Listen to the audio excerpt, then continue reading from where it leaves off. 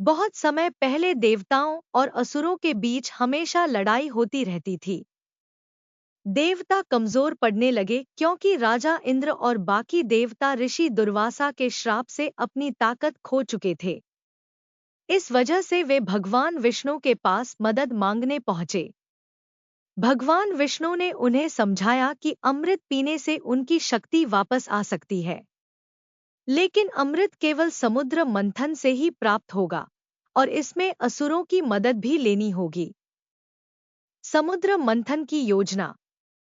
भगवान विष्णु ने कहा, देवताओं, असुरों को धोखे से अपने साथ समुद्र मंथन के लिए मना लो।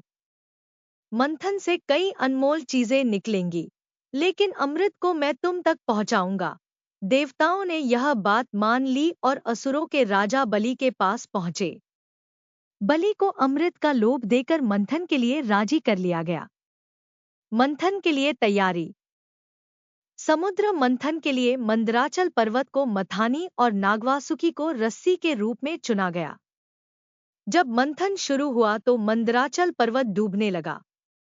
यह देख भगवान विष्णु ने कूर्म अवतार लिया और विशाल कछुए के रूप में पर्वत को अपनी पीठ पर संभाल लिया।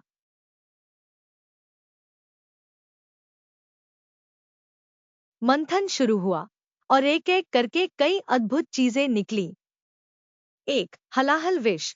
सबसे पहले समुद्र से हलाहल नाम का विष निकला। यह विष इतना खतरनाक था कि इससे पूरी सृष्टि खत्म हो सकती थी।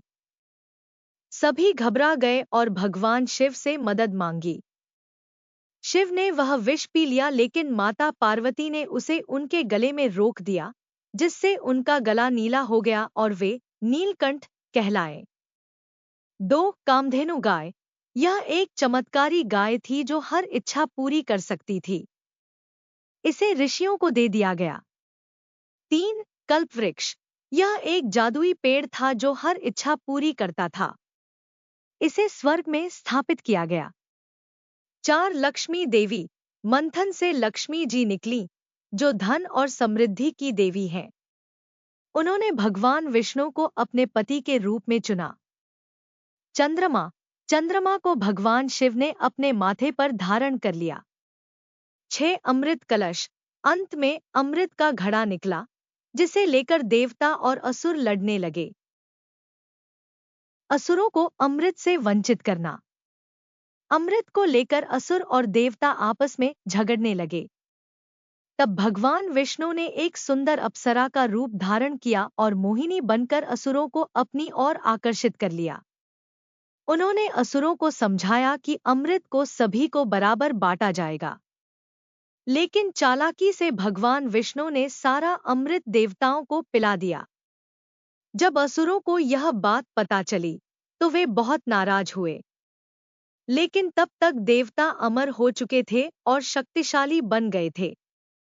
राहु केतु की उत्पत्ति। अमृत बांटते समय राहु नाम के एक असुर ने देवताओं का भेष धारण कर अमृत पी लिया। सूर्य और चंद्रमा ने उसे पहचान लिया और भगवान विष्णु ने तुरंत अपने सुदर्शन चक्र से उसका सिर काट दिया, लेकिन अमृत पीने की वजह से उसका सिर और धड़ दोनों अमर हो गए। सिर को राहु और धड़ को केतु कहा गया। तभी से राहु और केतु ग्रह बन गए और सूर्य चंद्र से बदला लेने के लिए ग्रह लगाते हैं। समुद्र मंथन का फल।